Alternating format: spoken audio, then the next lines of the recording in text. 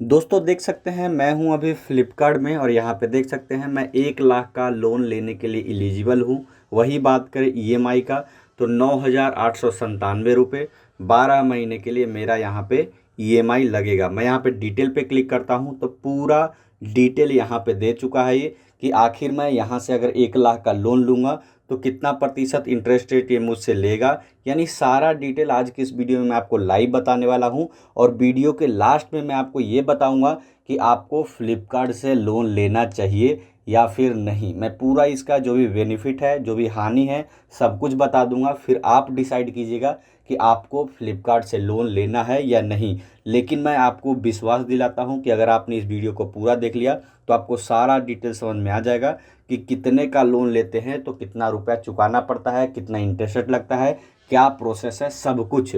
तो सारा डिटेल जानने के लिए वीडियो को लास्ट तक देखिए। चलिए जान लेते हैं। तो दोस्तों देख सकते हैं मैं आ चुका हूँ फ्लिपकार्ट में। फ्लिपकार्ट में आने के बाद अगर आपको लोन लेना है तो यहाँ पे अकाउंट का ऑप्शन है, यहाँ पे आपको क्लिक करना है। यहाँ पे जैसे ही क्लिक करेंगे बहुत सारे ऑप्शन आएंगे, बट आपको यहाँ पे एक ऑप्शन आ रहा होगा लोन लेने का, यहाँ पे आपको क्लिक करना है। तो चलिए मैं यहाँ पे क्लिक कर देता हूँ और आपको जो भी डिटेल दिखाऊंगा लाइव दिखाऊंगा कि मैं कितना का लोन यहाँ पे ले सकता हूँ। जैसे ही मैंने क्लिक किया आप देख सकते हैं यहाँ पे 1 लाख रुपए का लोन लेने का ऑप्शन मेरे फ्लिपकार्ट में आ रहा है। बट ऐसा नहीं है कि आपके फ़ोन में भी आएगा।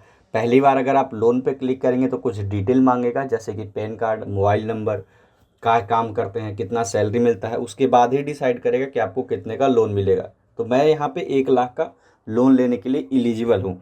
अब मैं आपको यहाँ पे डिटेल पे के ऑप्शन पे क्लिक करता हूँ और पूरा डिटेल दिखाता हूँ सबसे पहले कि आखिर ये क्या है। सबसे पहले बात करें तो यहाँ पे देख सकते हैं मुझे यहाँ पे 1 लाख का लोन मिल रहा है। यहाँ पे इसके थ्रू ना आपको पूरा क्लियर हो जाएगा कि 1 लाख का लोन लेते हैं तो आपके अकाउंट में कितना आएगा, कितने का ईएमआई बनेगा, कितना प्रोसेसिंग फ़ी देना पड़ेगा, मतलब सारा डिटेल आपको पता चल जाएगा। तो देख सकते हैं 1 लाख का अगर मैं लोन लेता हूँ यहाँ पे तो यहाँ पे देख सकते हैं 5,888 रुपये मेरा प्रोसेसिंग फ़ी कटेगा।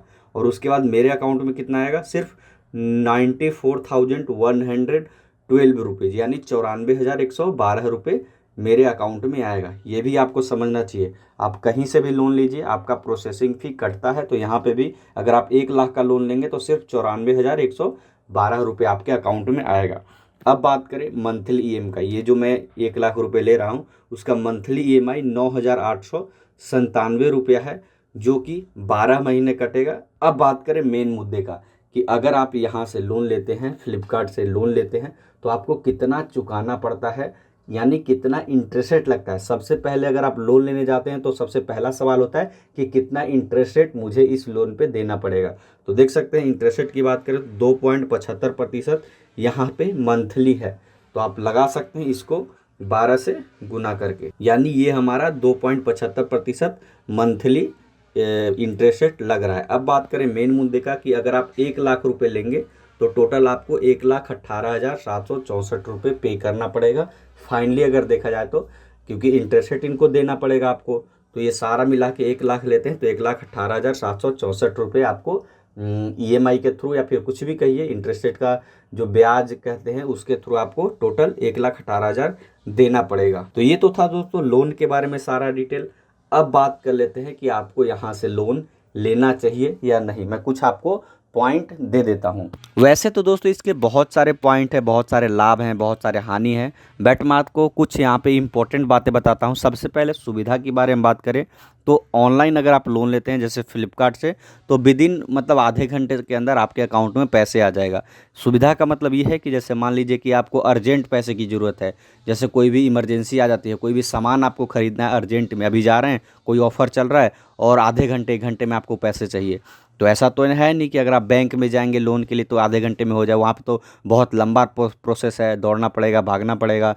तो यहाँ पे ये सुविधा मिलता है कि आपके पास अगर मोबाइल है, ऐप है, तो आप यहाँ पे आसानी से एक क्लिक में लोन ले सकते हैं। उसके बाद दूसरा इसका फ़ायदा है कि समय की बचत है, समय भी बचता है। जैसे मान लीजिए अगर आप ऑफलाइन लोन लेंगे तो ऑफलाइन में क्या है कि आप डेली आपको बैंक जाना पड़ेगा, फिर दुनिया भर के डॉक्यूमेंट आपको वहाँ पे देना पड़ेगा, फिर गारंटर देना पड़ेगा। ऐसा नहीं कि एक दिन में आपको लोन मिल जाएगा, बट यहाँ पे क्या है सिंपल, तुरंत मतलब आधे घंटे के अंदर अप्लाई कीजिए और आपके अकाउंट में पैसे आ जाएगा। तीसरा लाभ है डॉक्यूमेंटेशन। इसमें डॉक्यूमेंट आपका बहुत ही कम लगता है। अगर आधार कार्ड पैन कार्ड है, बस आपको केवाईसी करना है और आपके अकाउंट में पैसे आ जाएंगे। अब इसके कुछ हानि की बात करें, तो हानि ये हो सकता है कि जैसे यहाँ पे बहुत जल्दी लोन मिलता है, तो आप हो सकता है कि जल्दबाजी में ज़्यादा लोन ले ले, क्योंकि होता है ना कि ज़्यादा लोन ले लें और आपको बाद में उसको ईएमआई को दे ना सकेंगे, मतलब ये भी हो सकता है।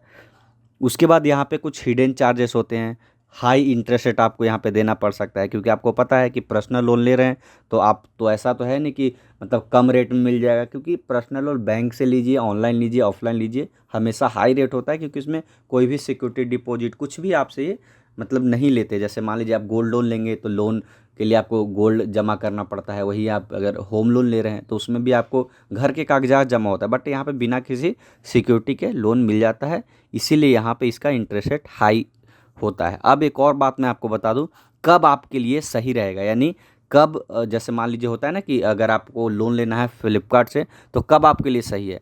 अगर आपकी ज़रूरत सीमित समय की है, जैसे मान लीजिए कि आपको कोई मोबाइल लेना है, लैपटॉप लेना है, घरेलू सामान खरीदना है, जो कि ईएमआई में लेना बेहतर होता है। या फिर जैसे मान लीजिए अगर आप यहाँ से लोन लेते हैं तो आप उसके ईएमआई को भुगतान करने में सक्षम हो, ये नहीं कि ये ईएमआई बना दिया 5,000 का और 5,000 का मतलब इनकम सोर्स ही नहीं है आपके पास। अब मतलब आप जब भी लोन यहाँ पे लीजिए, यानी आप श्योर रहिए कि आप उसका ईएमआई टाइम से पे कर पाएंगे, क्योंकि एक भी ईएमआई अगर लेट होगा तो बहुत हाई फाई यहाँ पे इंटरेस्ट रेट यहाँ पे चार्ज होता है। इसीलिए आप ध्यान रखें कि कम से कम लोन ले, ताकि जल्दी से जल्दी से छुटकारा पा सके। इसमें जो भी शर्तें हैं, तीसरा पॉइंट है, उसको अच्छे से पढ़े लोन लेने से पहले। अब कब आपको यहाँ से लोन नहीं लेना चाहिए, अगर आप ईएमआई चुकाने में सक्षम नहीं हैं, जैसे मान लीजिए कि आपके पास इतना पैसा नहीं है कि आप ईएमआई चुका सके, तो आप यहाँ से बिल्कुल लोन मत लीजिए।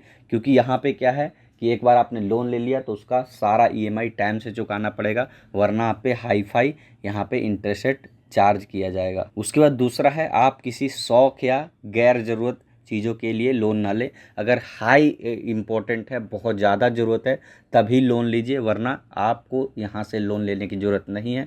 आप किसी रिश्तेदार से ले लीजिए, किसी फ्रेंड से भी लोन ले सकते हैं। तो मुझे उम्मीद है कि आपको सारा डिटेल समझ में आ गया होगा। फिर भी कोई डाउट है तो कमेंट सेक्शन में बताइए। अभी के लिए इतना ही। Thank you for watching.